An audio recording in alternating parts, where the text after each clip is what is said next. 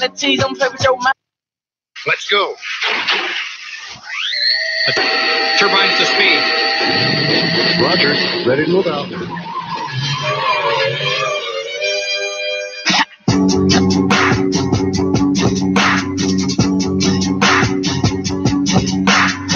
These niggas thinking they crazy out here.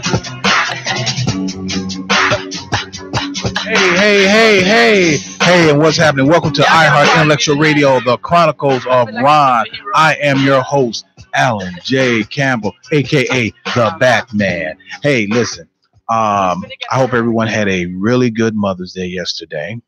And it's ironic that that's going to be the topic of tonight's show. The topic of tonight's show called Mothers.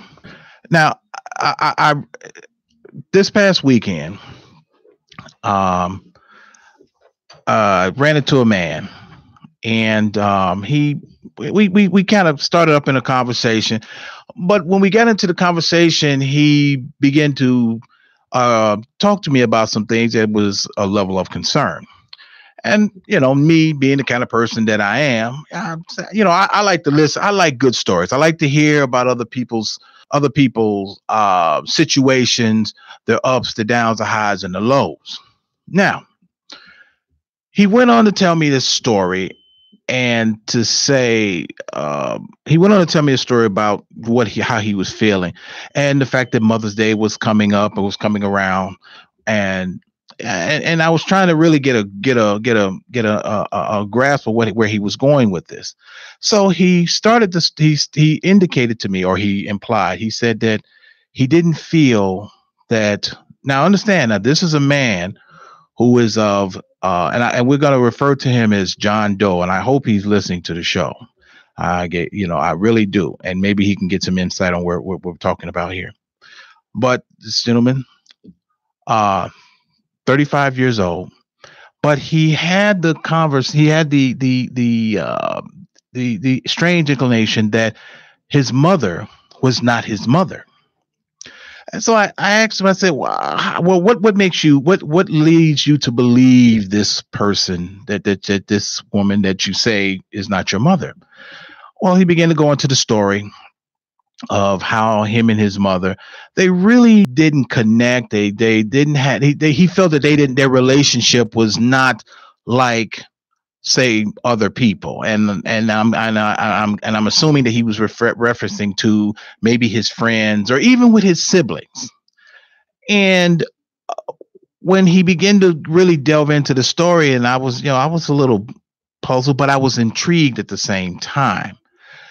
And I said, well, what was the first thing that came to your mind? And he said to me, well, his mother told him a story, and I guess, and he said that this was like a round table joke or some sort. And and I'm, I'm trying to think what could be so hilarious.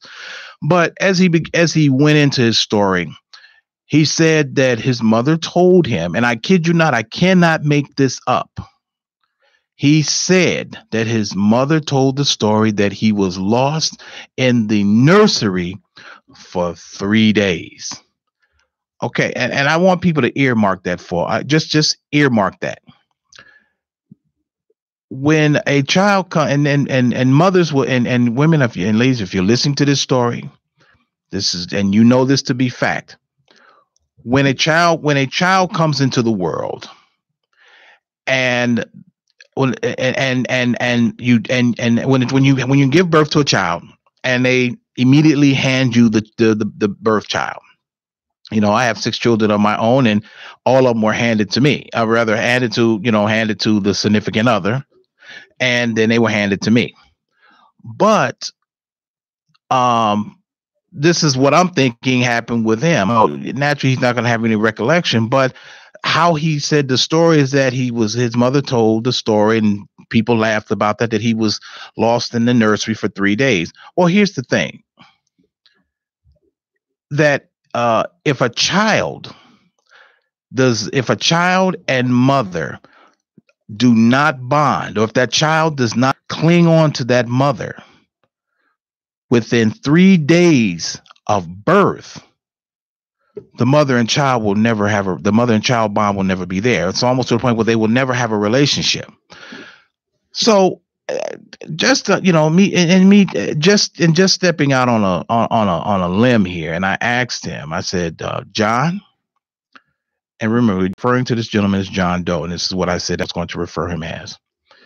I said, John, now what about your father? What was his take on this when I'm sure he was privy to this story.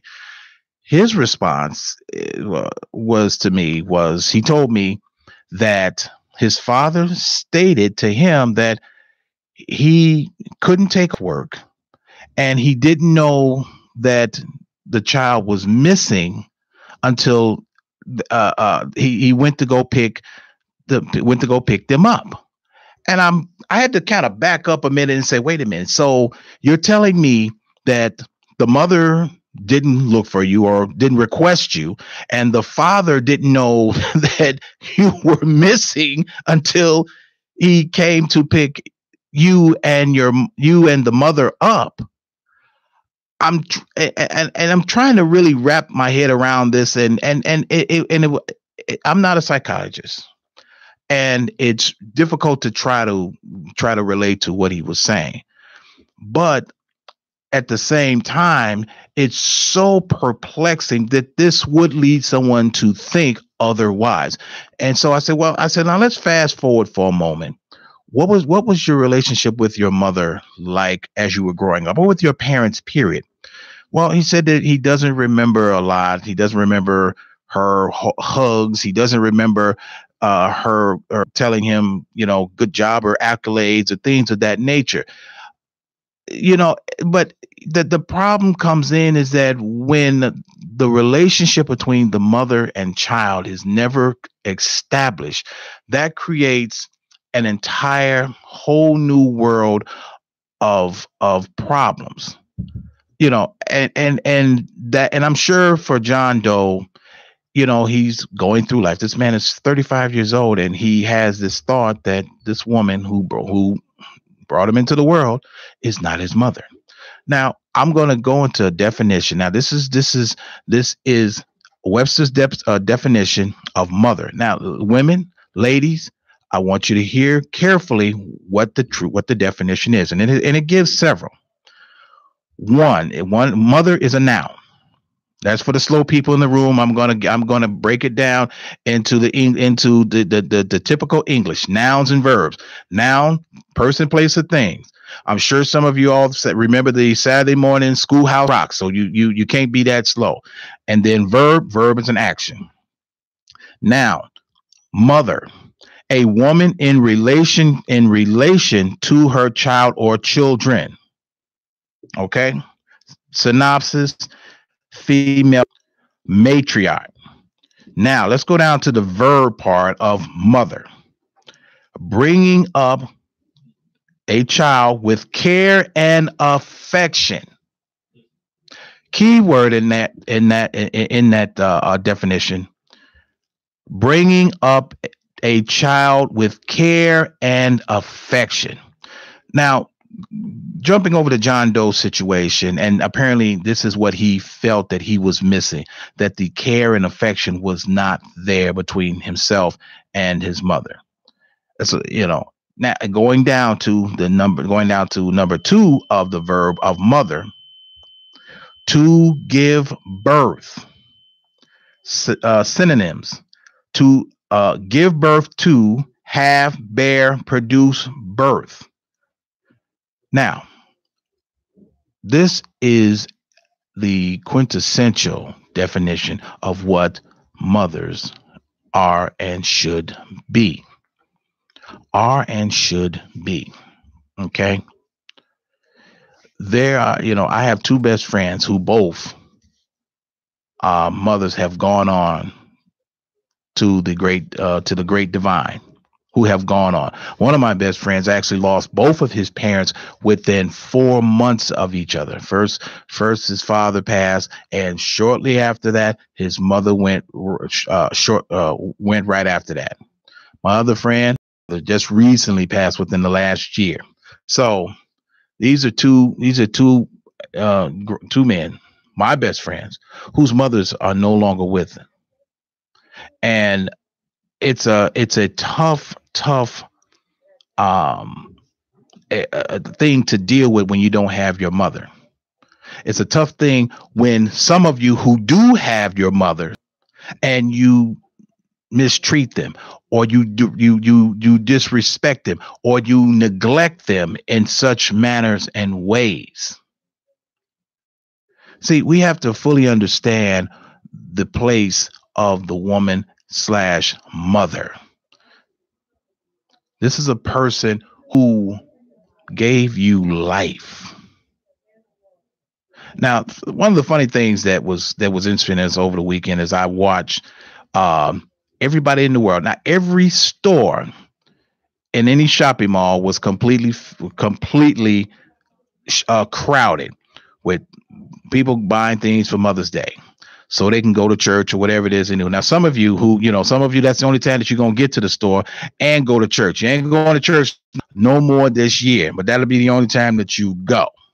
The only time. But when we reference the mother is supposed to be the comforter. She is the voice of reasoning. She is the go between the child and the father, especially when the child has really dropped bomb and messed up royally. This is what she is, basically the buffer, the go between. But at the same time, we have individuals out there who give birth, and keyword, and understanding, just because the definition states to give birth, and the definition attached to that is mother, you have to fully understand that this is a job.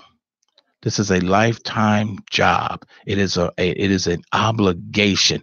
And sometimes, and in most cases, it's rewarding if you do this correctly. But then there are some of you out there who forget that when you give birth to a child or children, you are you can no longer consider yourself. You can no longer be this selfish individual. Or as I like to say, you can no longer be this selfish bastard. These children, one, did not ask to come here, and these children look to you for guidance. They look to you for security. They look to you for experience. They look to you for everything so they can proceed through their lives and making good decisions. Just because you can give birth doesn't mean, let me rephrase that. Just because you can create a life doesn't mean that you should, because there's some of you out there that are just absolutely disgusting and ratchet.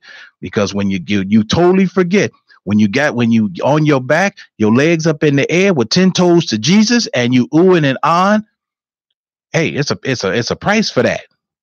It's a price. This dude drop loads in you. That's a price. It's a price. And that child is the price. So when you realize, and especially some of you that are just as you're just as fertile as new turned over dirt. And some of you know who you are. Somebody could look at you and boom, bam, there it is. This is the part about understanding what it is to be a mother and not just a female. There's with great power comes great responsibility. When you have the power, the ability to create a life, responsibilities come with that. But I don't want to monopolize the entire conversation. I'm gonna let you all know that the phone lines are open here at the station. So if you want to join in, you got a comment or you have something to say referencing this, give me a call here at the show at 708-223-8953. That's 708-223-8953. The lines are open, but we have to fully understand. But going back, we have to fully understand what it is to be a mother. And not just a mother trucker. I would love to say the other word, but it might be some tender age kids listening to the show also. So I'm gonna keep it as clean and as respectful as I can, but I have to get into the raw nitty gritty so you get a full understanding, especially for you youngsters who are listening, who are watching. And we have to understand that our young girls emulate what they see their mothers do. So if you this hoe out there, keyword thought, and you out there doing what you doing, you out there blowing every Tom, Dick, and Harry, getting your wig blown back,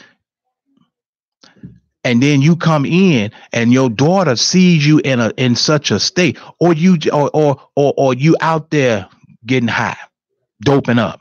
You sloppy, pissy drunk. Your daughter sees this. She sees this and she's trying to, and at the same time in this day and age, she's trying to discover who she is. She's trying to navigate on what the hell is she doing?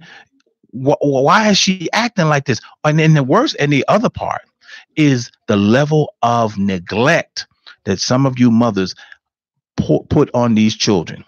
The levels that let me rephrase that, not so much as neglect, but the responsibility that some of you mothers put on these young children.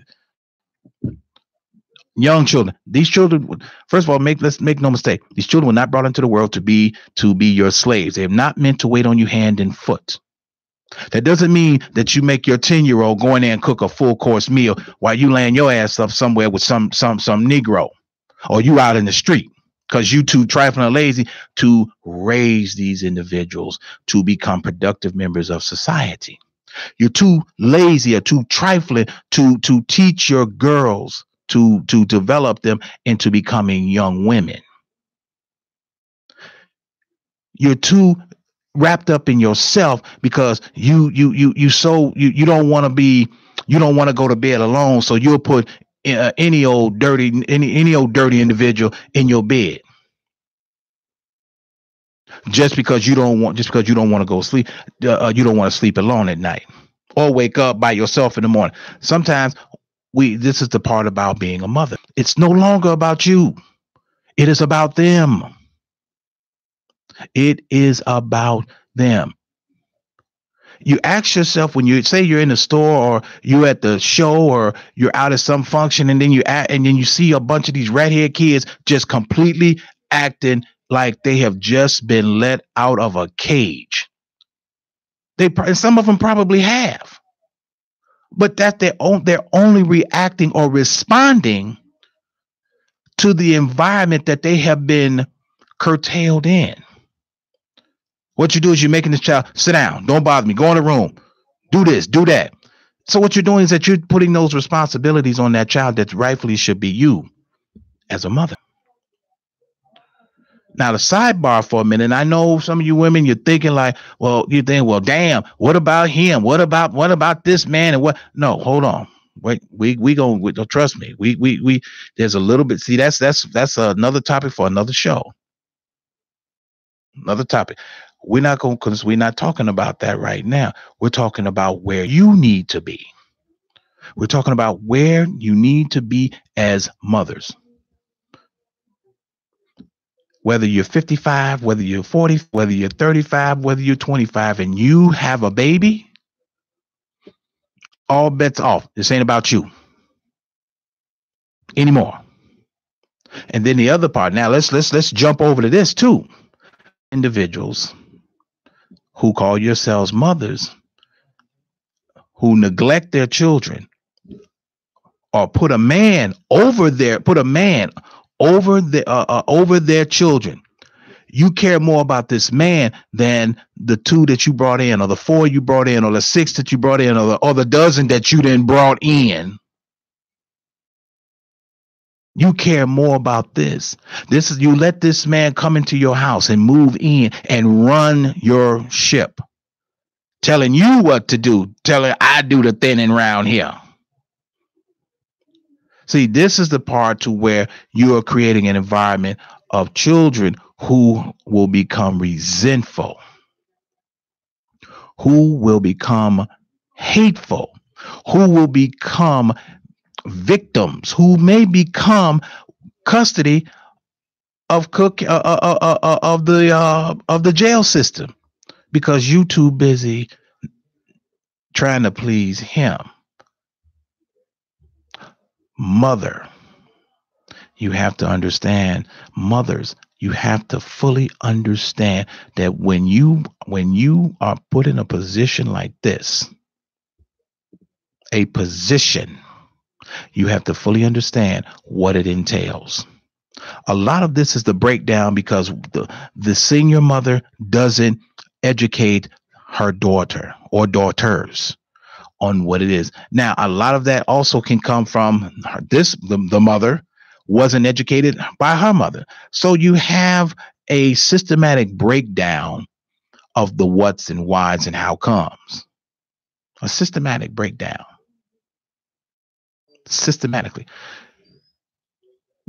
When you have your girls and they're watching you, they're emulating you. Years ago, you would see, the girls would, how they would emulate their mother is they would rummage through her drawer or her closet or and put on her makeup or her hat or shoes or dress, and she'd be doing the things that women do.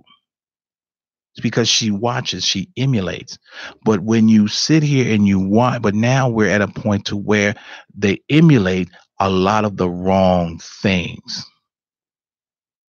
They emulate. And then at the same time, they gravitate to the wrong type of people. They gravitate to the wrong type of environment. They gravitate to the wrong type of element because they're looking for something that they think is to be normal, because they see the mother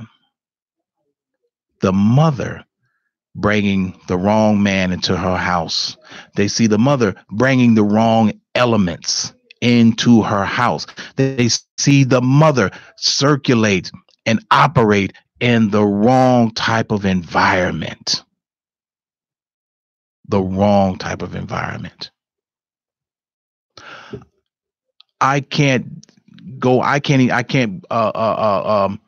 tell you how many stories or how many things I've seen to where I scratch my head and wonder and say to myself, now don't get me wrong, I'm in no position to judge anyone, but I call things like I see it, and I would say this chick does not need to have children because she's still a baby herself, or she don't know what she's doing. She looks dazed and confused. Dazed and confused. Now, let's go into something about the mothers that are professionals. I'm talking about that are working in the private sector, who are working in corporate. Now, when we talk about that, or let me retract that. Let's talk about the mothers who are working. Whether you're in corporate America, whether you are in the private sector, or whether you are or you punching somebody's clock at 9 to 5. Just because you go to work, that still doesn't make you a mother. You're just a provider. The mother is the one who, even though she may be the only provider, but she has to give that child or children the nurturing environment. She has to give them the sense of care and affect, that I care about you, and affection. There are some individuals that they work, but what they do is that they buy their children everything. They buy them just something, just all the time. They're always having something. There's nowhere in the world I'm gonna give a 10-year-old a tablet. Nowhere in the world. Not happening. Hell to the no. Not happening. Because why? This is the way that we kind of pass off the responsibilities of parenting, interacting. Or here's one. Here's one. This is you see this all the time. The phones. You're handing your child your iPhone, your $500 or your $800 iPhone. Then when the little nuthead drops it or breaks it, you want to cuss him out. You want to knock him down. But the point being is that why would you do it's not about why would you do that. This is you not wanting to be a parent and taking time and interacting with this child or interacting with the children. Mother. Understand the definition. Care and affection. Understand the definition. Care and affection. You're giving this child every single thing because this is your way of not having to spend time with them. This is how you feel. Well, I'm compensating. Or and the quintessential or the my top three. You get someone say, I take care of my children. My children are clean. My children eat. They go to school. No, what you're doing, you're saying that to validate the reasons on all the reasons that you're not doing something. You don't get points for doing what you're supposed to do. You don't get points for sending your kids to school. You don't get points for feeding them. You don't get points for disciplining them. That's your job. That's what you're supposed to do. You don't get points for that. And for those and those that are out there that neglect their children, and when I say neglect, I'm referencing physically and emotionally. Physically and emotionally, that you are neglecting them. Hey, welcome to the show, Chronicles of Rohn. Who do I have on the phone and where are you calling from? This is Jay from Georgia. Hey, what's happening, Georgia? Good. So just going to chime in on a couple of things that you were saying about motherhood. First of all, there's a difference in, shall we say, breeding and motherhood. So we have to understand the environment in which we are releasing these children into. Another statement that you said was, about the iPhone and the putting these devices in front of the children as a way to pacify them so they don't get into your hair and whatever the case is. But really, that's a thought concept. It's an ideology. The ideology is it's easier to entertain you than to train you. Because that takes actual thought and that takes actual intent and purpose. I don't have time for that. I got a $300 weave to get. I got to get my nails done. I need to make sure that you give me the child support that I'm deserved. So I need you to not bother me. So it's easier for me to entertain you than to train you. Now, the other part of this is, and I've said this before, probably on this show, is that the decision to become a mother. One thing that we have really, really misunderstood the concept or the intended cradling that should happen is this. When you become a mother, the goal is that the child was intentional to some degree. That's the goal. The goal is that this was intentional. It's not to say that certain things don't happen even in a married couple that are unexpected. But by and large, motherhood should be a deliberate and an intentional outcome. Let me, and I'm glad you said that because I heard I kid you not, I can't make this up. I heard a woman actually say this. She got pregnant on purpose. She got pregnant on purpose to separate that man from his other children. That was the most asinine thing I'd ever heard. But yes, she stated this was said. She purposely got pregnant to separate that man from his other children. Okay. Well, first of all, that in itself speaks to another psychological dysfunction that does happen in our community. That sounds trifling to me. Well, I'm going to try to be nice. I'll call it a psychological dysfunction. That's bullshit. Okay. Because here's the other thing. What do you say to the one that has multiple babies by multiple fathers and has no remorse and or no, shall we say, consideration to what that does? Oh, what? Realistically, you're creating a litter of puppies. Wait, you're right. You're absolutely right. Or here's one that's even better. What about the one that may have been married and the two parents, the mother and the father, may have separated or something, they fell out, and another man comes along and he drops 6 or 7 babies in her while she's still married to another dude, and they're just fine with that. You see, this is the thought process of like what we just said, that the thing of mother. You have to understand the concept and the principle. But continue.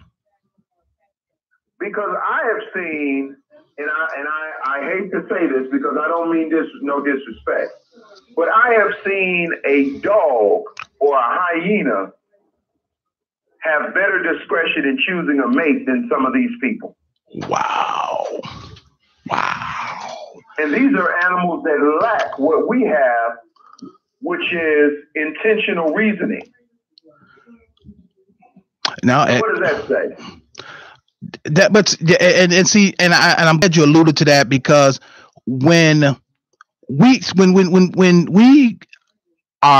supposed to be the better thinking of species, for lack of a better word. But when you see animals operate in the way that they do, when you see the mother of any species of animal or mammal, beast of burden, they are protective. And a key word, and I need for the women to understand this, they are protective of those offsprings.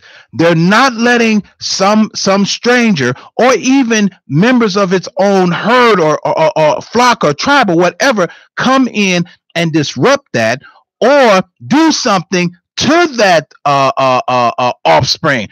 And if it does something to that offspring, there is a penalty to pay for. And that penalty is almost to the death. To the death. Now, to that very point, I have seen in more times than what I care to remember.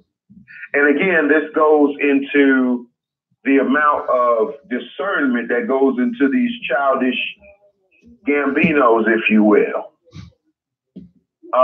Where you leave your hens, your chickens, you leave your baby lambs with the wolf.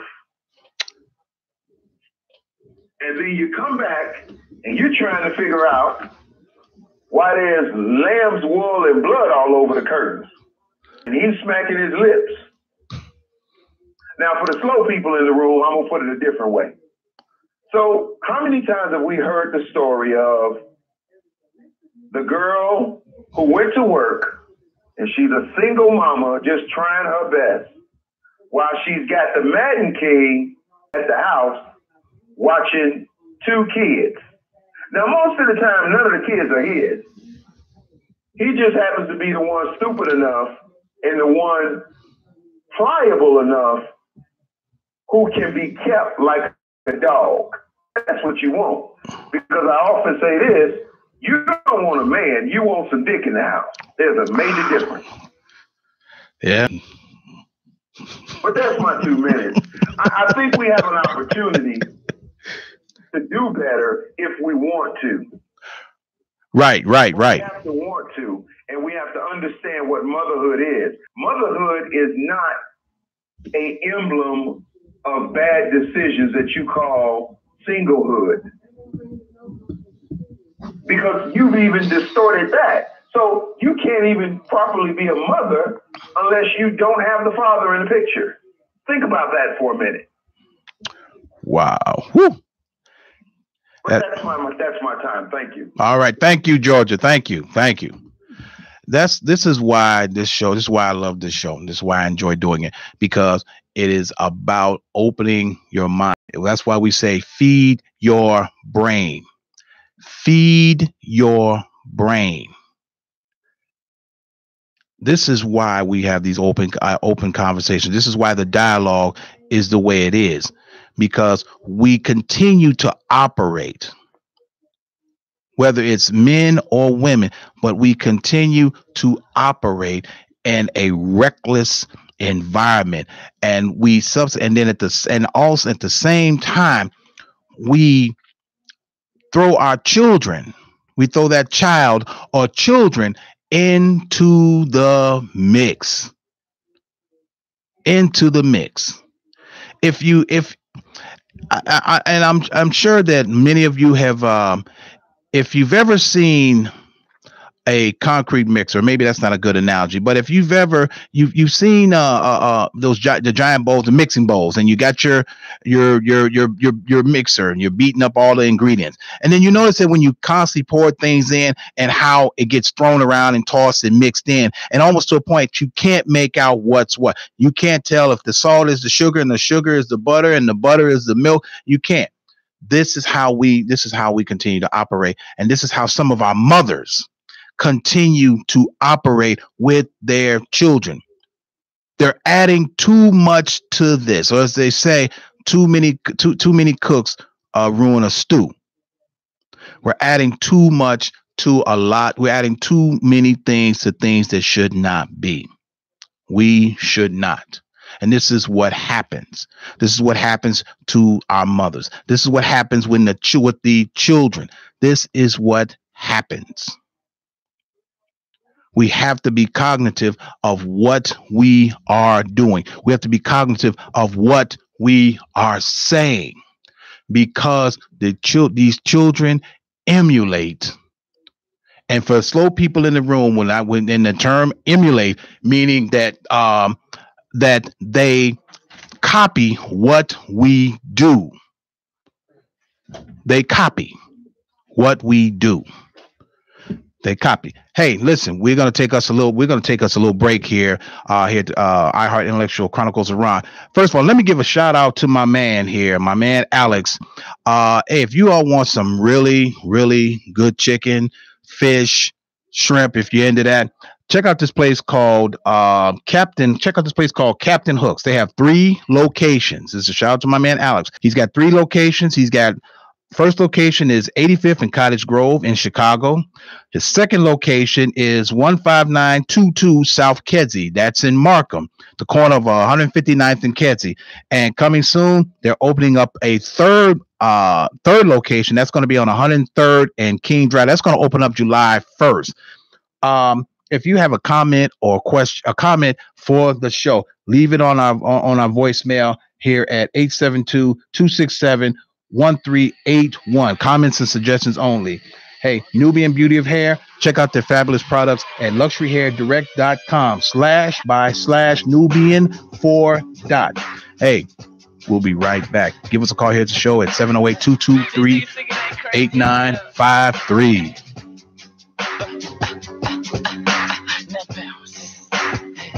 Y'all gotta pardon me tonight. I feel like a superhero up in here.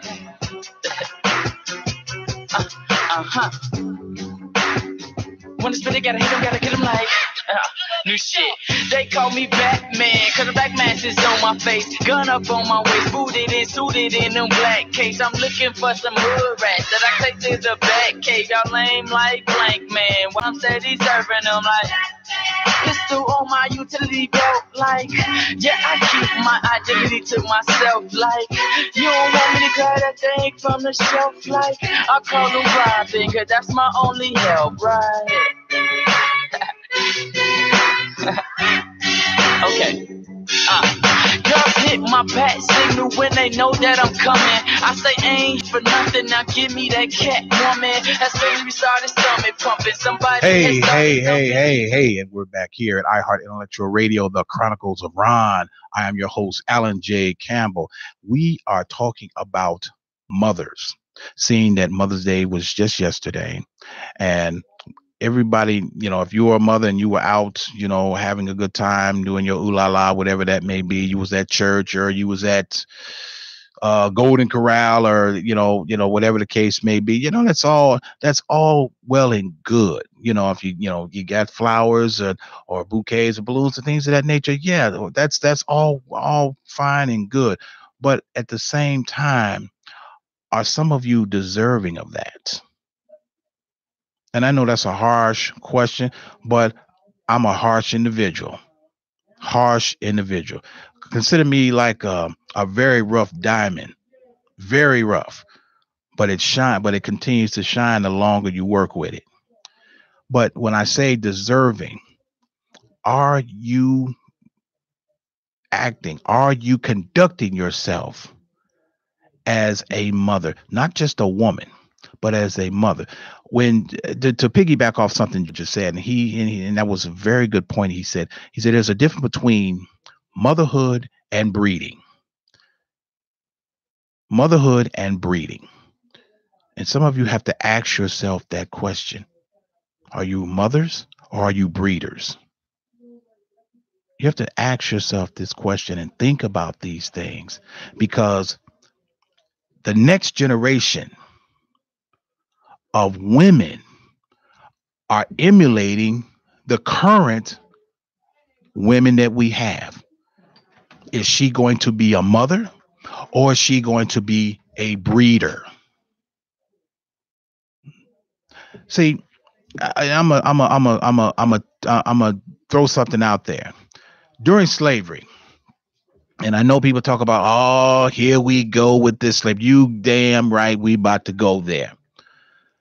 When you had a girl, a female, a woman who was capable, who had reached childbearing age, and some of them, and that was the understanding. But then there were some that would some of these slave owners were just complete dogs and dirty, nasty. But sticking to the point here, when they discovered that there was a particular slave wench, and she was of childbearing age, and she was one of those individuals that was fertile, they was dropping bombs in her 40 going north. Boom. These were the ones that the white slave owners would sneak out the house from their white wives and go go swimming in some brown chocolate and go in some deep dark chocolate. Some brand, that's the whole thing. But at the same time, they understood that these individuals were good for breeding. That's why they would take the strongest buck or the strongest male, and they would put him with the female that was good for breeding. See, this is the mentality that we at right now. This is the mentality that we are at. If some of you all know that you are as fertile as it comes, but you're not taking the necessary steps and precautions, or you just don't give a damn, you're putting yourself, and then you have your daughters looking at this. They're emulating, they're watching, they're figuring like, oh my goodness, well, if mama brings a different man in here mom brings a different man, has a different man in here every time. She changes men like she changed her drawers. So I guess that must be how it is, or that must be what I have to do, or I guess that's the way it is. No. You have some women who do that, but then you have some women who are very, very selective on who they give themselves to, because they're taking into consideration, hey, if I do this or I give myself to this person, it depends on how we get along or how we feel, that I might become a mother to this man's child. You again become a mother. We have to be cognitive. We have to look at how we do things. Just because you can doesn't mean you should. But I want to, but the other thing I want to go into is that how some of these mothers are neglectful and are neglecting their offspring at the behest of a man.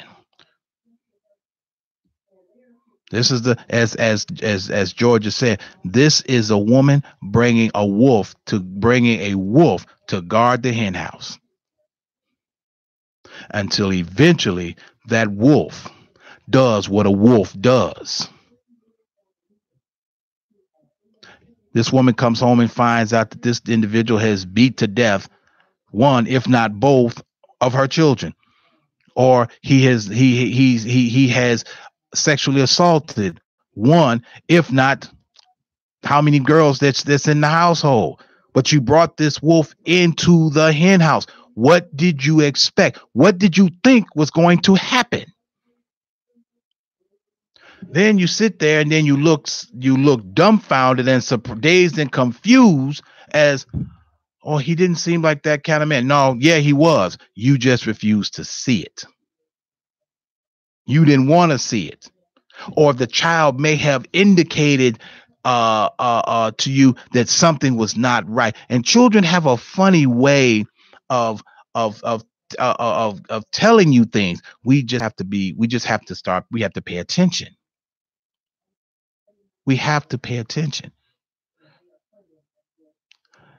You don't want to put your children in a position to where 30 years later they're questioning your parenting skills. They're asking questions that they shouldn't be asking. They're asking questions about, why did you let this happen to me? Or did you not love us enough to do right by us? How come we never had any food in our house? How come we always was broke? How come the lights was always off? How come the gas was always off? See, children have a way of remembering these particular things. Now, and going back to mothers, if you are single mothers, we understand that the struggle is there, but don't put yourself in a position where you constantly have to struggle. I've seen a woman buy a car and let some knucklehead Negro drive it, and he tore it up. And then he comes back home and says, you need to go get your car. Say what now? No, you won't be parked. You will not be parking your feet. You won't be coming through my door. You didn't told Mark, and then you back on the bus. No, See, that's the whole thing of understanding. You are neglecting the people that matter, and eventually these individuals are going to rise up. They're going to rebel. They're going to call you out.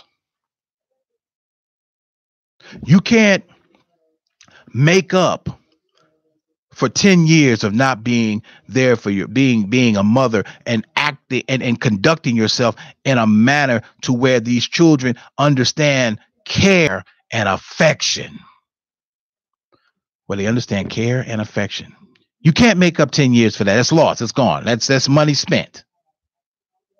You can't make up for giving your child, in your mind, they should have. No.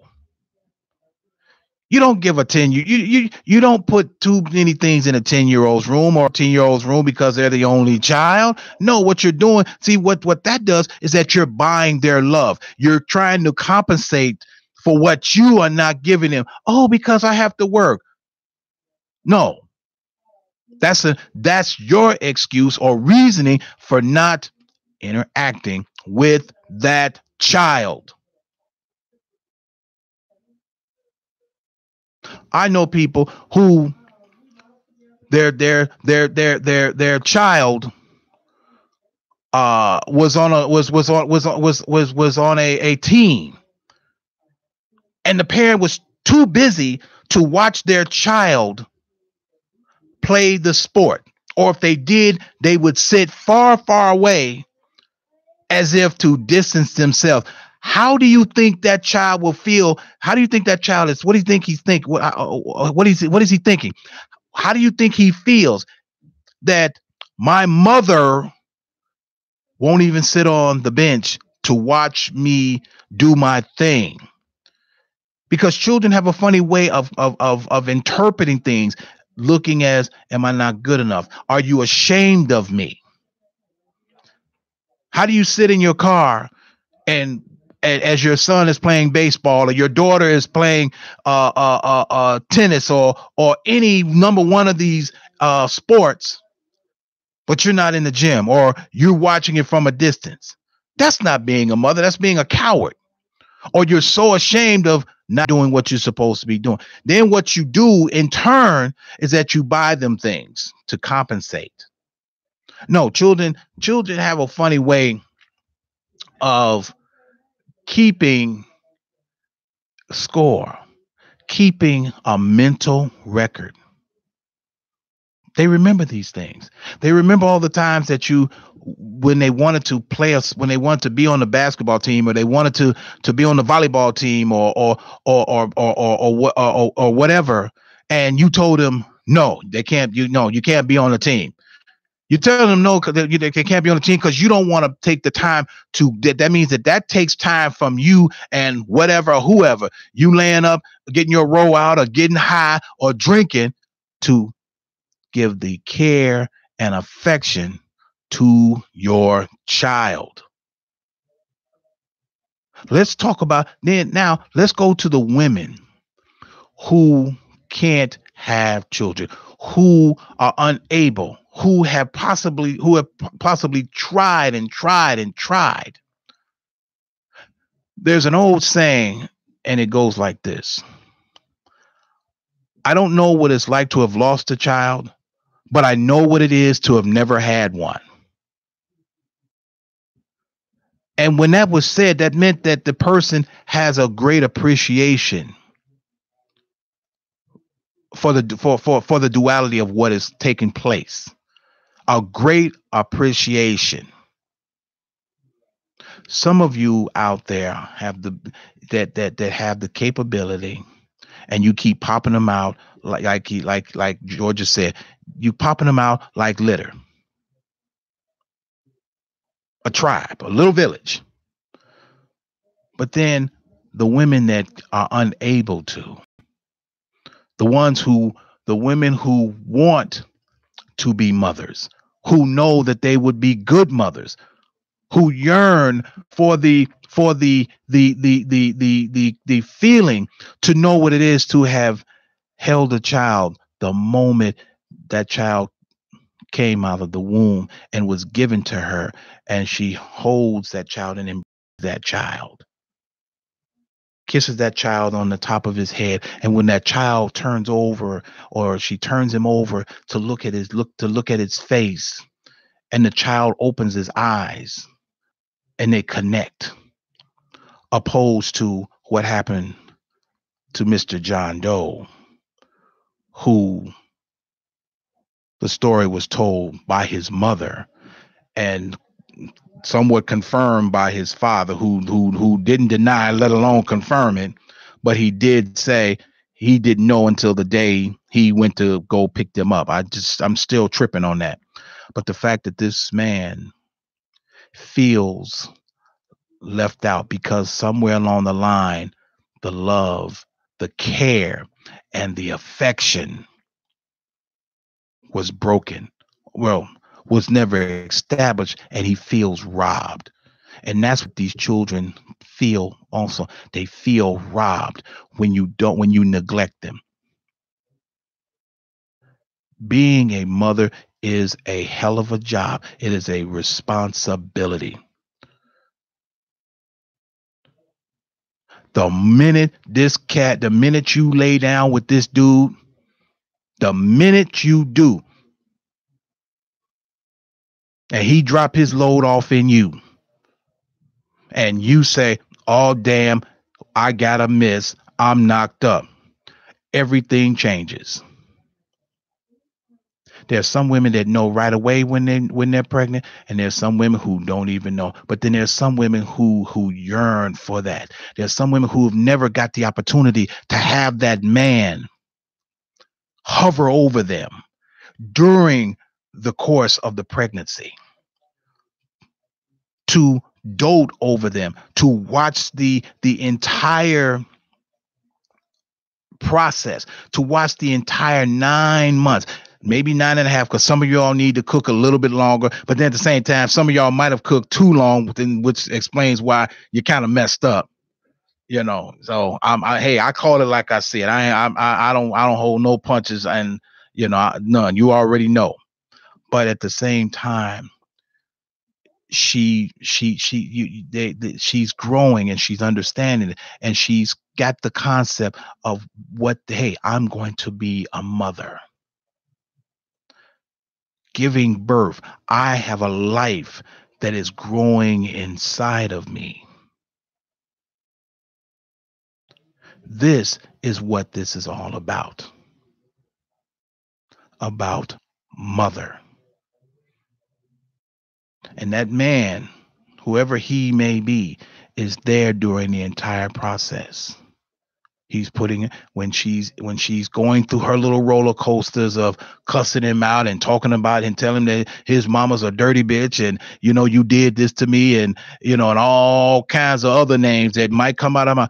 But see, he's being understanding because he knows that she's going through a process. Her hormones are just completely out of whack. But he doesn't love her any less. He loves her more, and he loves that baby more because the anticipation of what's to come. When her feet are swollen, he runs her a little water, puts the Epsom salt in there, or he massages them. When her back is hurting, he's massaging her back. She's understand, and then you're grooming her, for lack of a better word, into this is what a mother is all about. Because what he's doing is he's passing on the love, the care, and affection onto her. And then when he's rubbing her little tummy and he's feeling that life inside of her move around and kick, that's the bond between the three, between the father, the mother, and the child. This and as we get closer to the 9 months and up to the point to where we're here, the water breaks,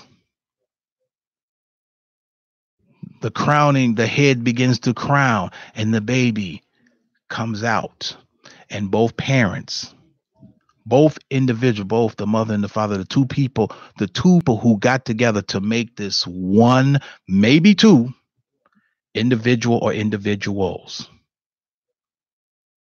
and they share this grandeur, this grand moment, this moment of grandeur, so to speak. They share that. And then what happens is that then this is the time for the mother and the child to bond. The father is still there, but he has to allow those two to bond in order to create a relationship to where the mother side takes over. The creative part is over with, but now the creating of a direction for this child begins.